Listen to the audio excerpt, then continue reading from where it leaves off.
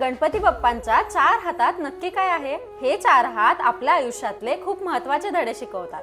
श्री गणेश गाथा दिवस 6 मध्ये तुमचं स्वागत आहे. बाप्पांच्या पहिल्या हातात आहे अंकुश. अंकुश म्हणजे इच्छांवर ताबा ठेवण्याचं प्रतीक.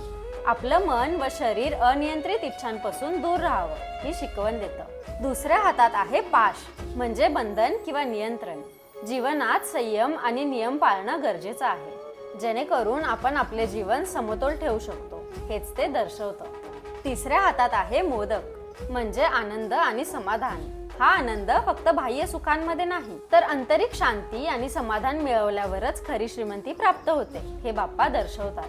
चौथा हात म्हणजेच आशीर्वाद मुद्रा. हे दर्शवतं की जर आपली पावलं यशाच्या मार्गावर असतील तर बाप्पा सदैव आपल्या पाठीशी असतात. अशा प्रकारे बाप्पाचे प्रत्येक हात आपल्याला जीवन जगण्याची सुंदर दिशा दाखवतात. माहिती आवडली असेल तर कटाक्षाला सबस्क्राईब करायला विसरू नका.